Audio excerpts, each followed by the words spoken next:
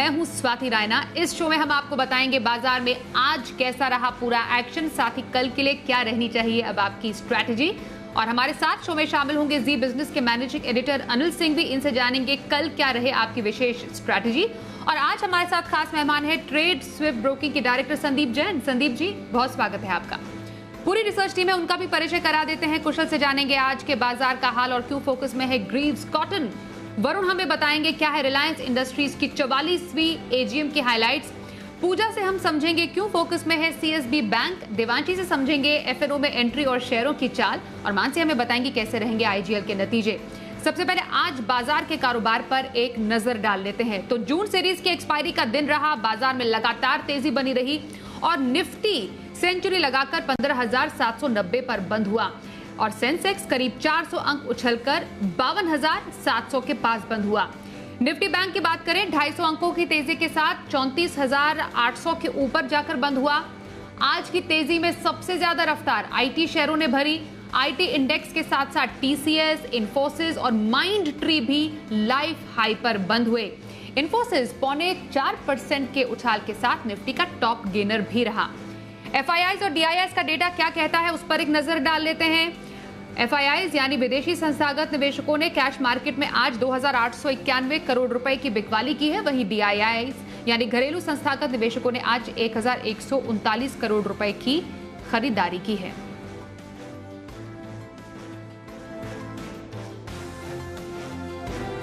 और आइए editors take में अनिल जी से समझते हैं जून सीरीज की एक्सपायरी के दिन बाजार के इस एक्शन का कारण।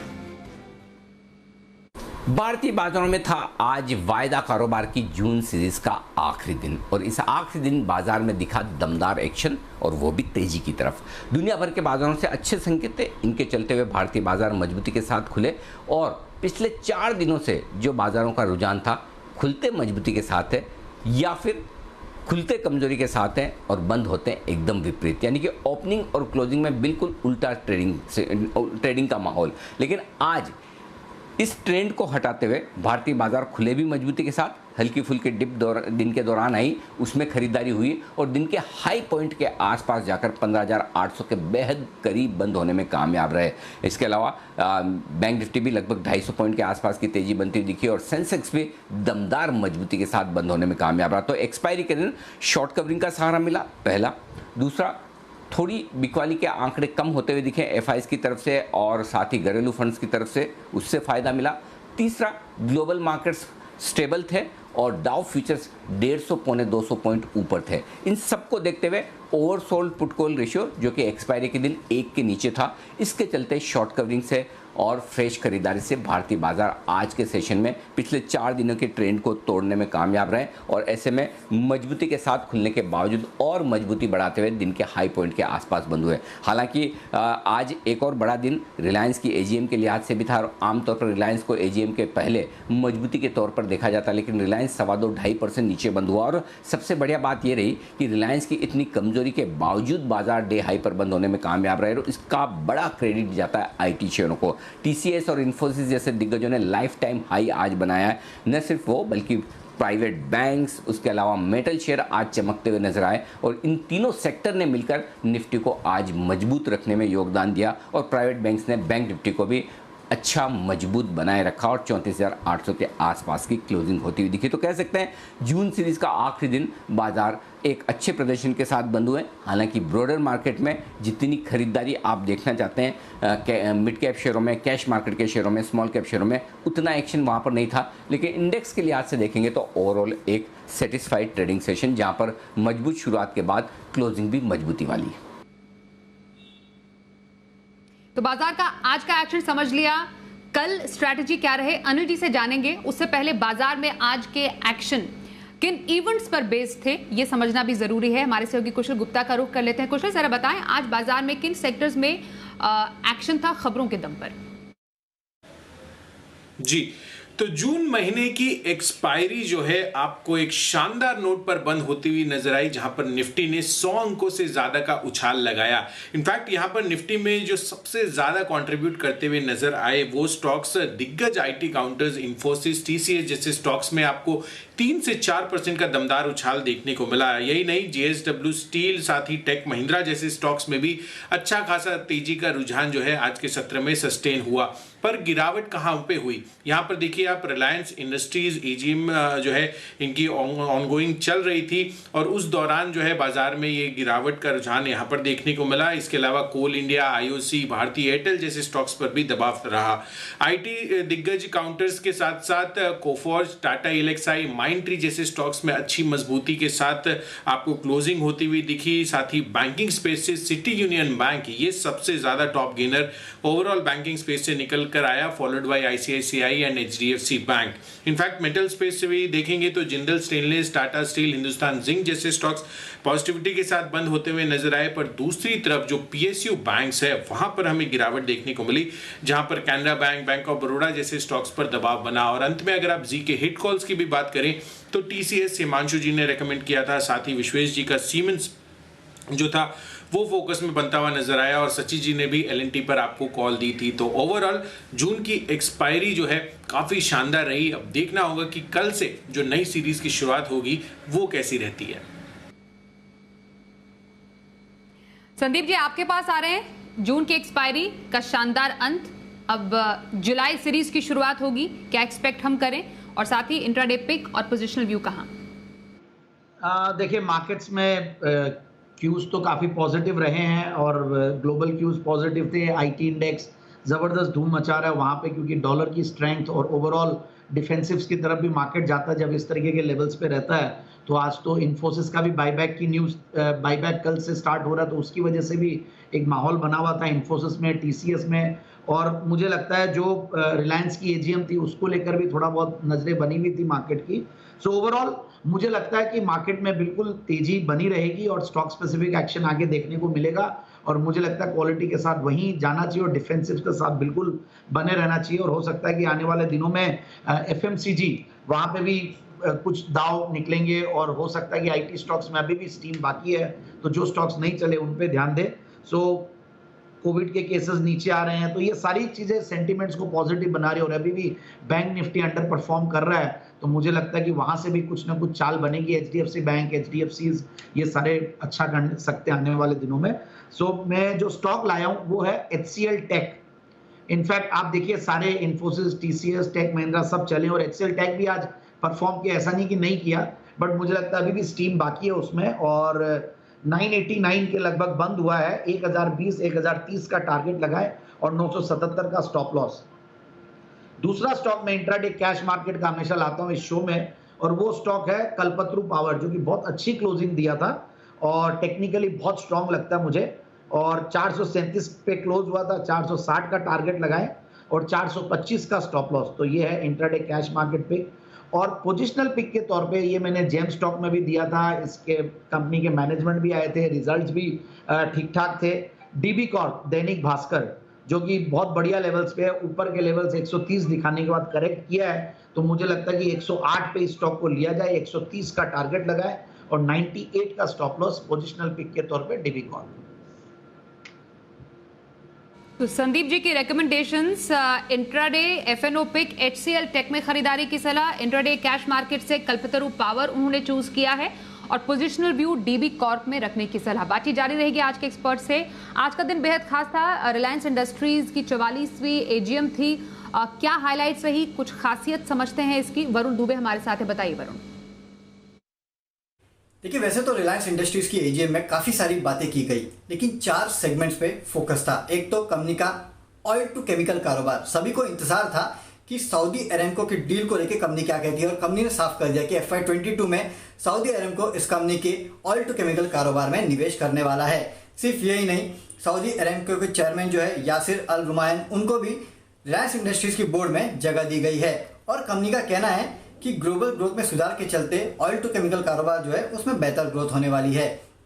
जियो को लेके इन्होंने अपडेट दिया कि जियो फोन नेक्स्ट जो है उसको एक कंपनी लॉन्च करने वाली है, जियो और गूगल मिलकर जियो फोन नेक्स्ट जो है उसको बनाने वाले हैं।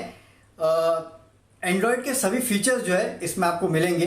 10 सितंबर से ये जो जियो फोन नेक्स्ट है वो बाजार में उपलब्ध होने वाला है और गूगल की क्लाउड सर्विसेज जो है उसका इस्तेमाल ही करने वाले हैं। दरअसल जियो 5G सॉल्यूशंस के लिए गूगल का जो क्लाउड सॉल्यूशन है उसका इस्तेमाल किया जाएगा। तो जियो को लेके ये अपडेट था।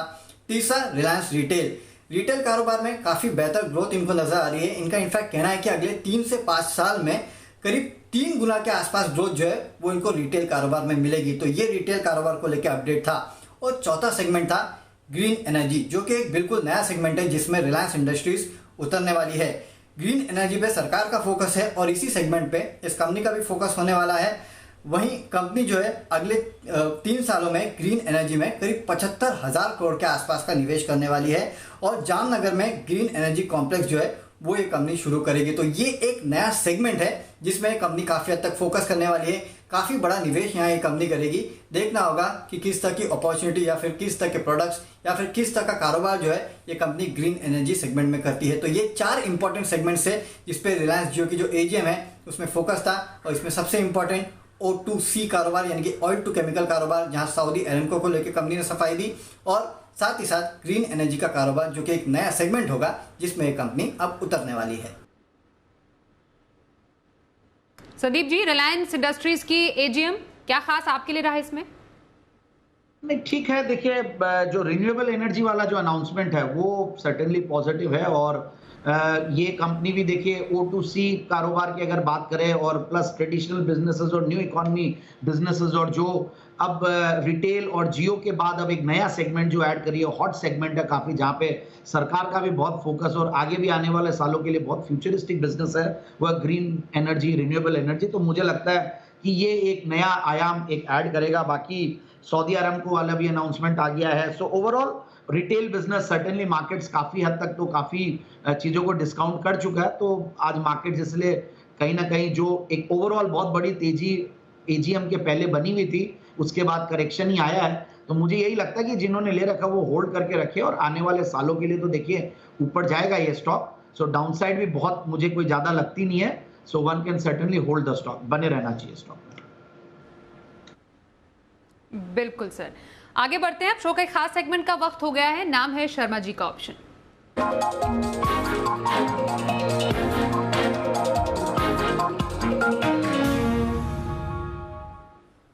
HDFC सिक्योरिटीज के वीके शर्मा जी हैं हमारे साथ। सर, बहुत स्वागत है एक बार फिर से आपका। कल के लिए ऑप्शन स्ट्रैटेजी रखने की कहां सलाह देंगे? जी स्वाति जी, आपका और आपके सभी दर्शकों का मेरा नमस्कार। बजाज फिनसर्व और माइंडट्री 2 बड़े स्टॉक लेकर आया हूँ। दोनों ही अप ट्रेंड में हैं, तो किसी प्रकार की कोई घबराहट की आवश्यकता नहीं है। तो बजाज फिनसर्व के अंदर हम जुलाई 12,500 की कॉल खरीदेंगे 420 रुपए पे। स्टॉप लॉस रहेगा 360 रुपए, टारगेट आपका रहेगा 510। माइंडट्री उसके मुकाबले एक ऐसा स्टॉक है जो तेजी से जरा ज्यादा बढ़ सकता है, लेकिन फिर भी ज्यादा डिपेंडेबल बजाज फिनसर्व है। माइंडट्री के अंदर जुलाई के अंदर 2,600 की कॉल आपको लेनी है। स्टॉप लॉस रहेगा 80 रुपए, टारगेट आपका रहेगा 60 रुपए, और माफ कीजिए स्टॉप लॉस रहेगा 60 रुपए और टारगेट आपका रहेगा 110। तो आप अपना स्टॉप लॉस ऊपर बढ़ाते जाएंगे और इंश्योर करेंगे कि आपको एक बार प्रॉफिट हो जाए तो आपको लॉस बिल्कुल नहीं हो। धन्यवाद, और कल के लिए अच्छी ट्रेडिंग हो उसके लिए आपकी हमारी शुभेच्छा। धन्यवाद। आइए अब अनिल जी से समझते हैं कल के बाजार पर क्या रहनी चाहिए आपकी स्ट्रैटेजी और बाजार के लिए अहम संकेत कहां से मिलेंगे? कल से जुलाई सीरीज की शुरुआत होगी और इस सीरीज की शुरुआत के पहले बाजार लाइफ टाइम हाई के नज़दीक बेहद छोटी सी रेंज में फंसे हुए नजर आ रहे हैं। 15,650, 15,700 तुरंत प्रभाव से निफ्टी के लिए मजबूत सपोर्ट के तौर पर काम करेगा।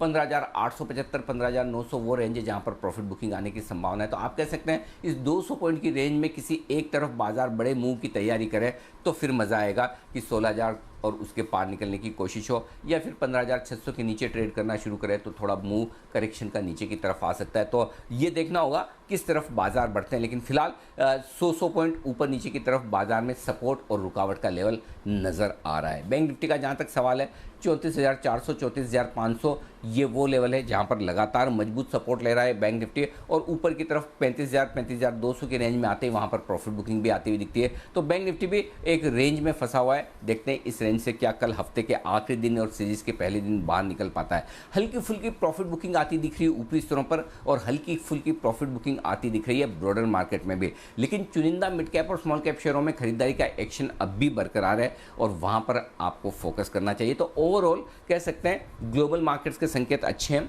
भारतीय बाजारों के बंद होने के वक्त डाउ फ्यूचर्स लगभग 250 पॉइंट ऊपर ट्रेड कर रहे थे, तो उम्मीद कर सकते हैं कि अमेरिका में एक अच्छा सेशन हो, और अगर ये अच्छा सेशन हुआ तो भारतीय बाजार 15,901 के लाइफ टाइम हाई की तरफ कल बढ़ने की तैयारी कर सकते हैं, क्योंकि आज की एक्सपायरी के बाद काफ़ी पोजीशंस हल्की हो चुकी हैं। कल हल्के बाजारों के साथ बाजार के लिए बढ़ना आसान होगा, बशर्ते कि ग्लोबल क्यूज आपका साथ दें। तो ओवरऑल मोमेंटम अच्छा है, ट्रेंड मजबूत है, सेंटीमेंट पॉजिटिव है, और ऐसे में बाजार थोड़ी और बढ़त बनाने की कोशिश कल हफ्ते के आखिरी दिन और जुलाई सीरीज के पहले दिन जरूर करने की कोशिश करेंगे। तो कल के बाजार पर स्ट्रैटेजी जानने के बाद आइए अब देखते हैं शो में कल का ऑप्शन।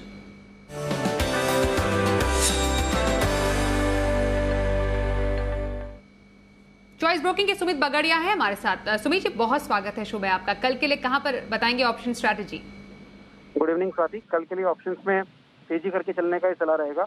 एचडीएफसी बैंक में तेजी करें। एचडीएफसी बैंक में 1500 वाला कॉल 42-43 रुपए के आसपास खरीदारी करें। 33 रुपए का इसके अंदर स्टॉप लॉस लगाएं, और एचडीएफसी के 1500 के कॉल का ऊपर में टारगेट रखें 55 से 60 रुपए का। तो ये तो पहला स्टॉक था। दूसरा स्टॉक जो है वो ऑटो सेक्टर का है, और उसके अंदर भी तेजी करके ही काम करना है। M&M का 800 का कॉल 25 रुपए के आसपास लेना है। 18 रुपए का इसके अंदर स्टॉप लॉस लगाना है, और ऊपर में टारगेट होगा 35 से 40 रुपए तक का। तो दोनों स्ट्रेटेजी बाय साइड की है, दोनों में कॉल लेके काम करना है। बहुत शुक्रिया सुमित जी, ऑप्शन स्ट्रैटेजी आपने बताई। संदीप जी आपके पास आ रहे हैं, कौन सी लॉन्ग टर्म स्ट्रैटेजी आज आप लेकर आए हैं हमारे दर्शकों के लिए? बिल्कुल एक बेहतरीन क्वालिटी कंपनी है, और वो है टेस्टी बाइट ईटेबल्स। बहुत ही टेस्टी स्टॉक है, पोर्टफोलियो में टेस्ट लाने के लिए स्टॉक को लिया जाना चाहिए। और ये स्टॉक ऐसा नहीं कि मैंने पहली बार रेकमेंड किया, मैंने काफ़ी बार रेकमेंड किया, और हर लेवल पे मुझे बहुत बढ़िया लगता है, और कन्विक्शन बढ़ते जाता है, क्योंकि कंपनी की क्वालिटी ऐसी है। एक MNC है, ये मान लीजिए मार्स इनकॉर्पोरेटेड की एक होल्डिंग कंपनी, मतलब के थ्रू ये कंपनी होल्ड करते हैं। मतलब MNC हो गया, मार्स इनकॉर्पोरेटेड एक बहुत बड़ी वर्ल्ड की कन्फेक्शनरी कंपनी है। और आप देखिए 1995 से कंपनी कार्यरत है, और US में जो all natural ready to eat Indian food जो है उसकी ये सबसे बड़ी और कंपनी है इंडियन फूड की, और 2006 से। और ओवरऑल आप देखिए ये अभी एक प्रेफर्ड पार्टनर भी है, और जितने भी QSRs है, क्लाउड किचन है, होरेका मतलब होटल, रेस्टोरेंट्स और केटरिंग प्लेयर जो इंडिया में और अब्रॉड में है, उनको ये लोग सप्लाईज करते हैं। तो फ्रोजन फूड्स एंड मील्स काफी करीब 30 प्रोडक्ट 4 कैटेगरीज में ये लोग निकालते हैं। तो आई am very impressed with the brand and I am impressed with the product range also. और अगर आप फंडामेंटल्स देखें तो वो भी बहुत बढ़िया है, बहुत अच्छी ग्रोथ कंपनी दिखा रही है। पिछले 7 साल की जो कैगर है 36-37% की है, और कंपनी के जो नेट प्रॉफिट्स है मार्च 2021 के भी बहुत बढ़िया है। मार्च 2020 में अगर 9 करोड़ का पैट था तो उसके सामने 14 करोड़ का पैट है। सो ओवरऑल बहुत बढ़िया परफॉर्म कर रही है, कंटिन्यूसली ग्रो कर रही है, और जैसा कि मैंने बताया काफी मार्की इन्वेस्टर्स भी इन्वेस्टेड है, और काफी बड़ा नाम है मार्स इनकॉर्पोरेटेड जो कि इस कंपनी को अब ओन करती है। So I am very bullish on the stock, और बिल्कुल इस स्टॉक को लेना चाहिए इन लेवल्स पे 17,850, क्योंकि ये ऊपर 17,000 के लेवल्स भी दिखाया हुआ है, वहां से करेक्ट हुआ है। तो 17,850 18,000 के लिए स्टॉक को बिल्कुल आने वाले 9 से 12 महीने के लिए ले। तो संदीप जी की राय long term strategy Tasty bite Eatables में रखने की सलाह उन्होंने दी है। बहुत शुक्रिया संदीप जी, शो में आज आप शामिल हुए। साथ ही हमारे तमाम सहयोगियों का भी बहुत शुक्रिया हम तक एक्सक्लूसिव खबर और रिसर्च पहुंचाने के लिए। तो आज के लिए शो में बस इतना ही।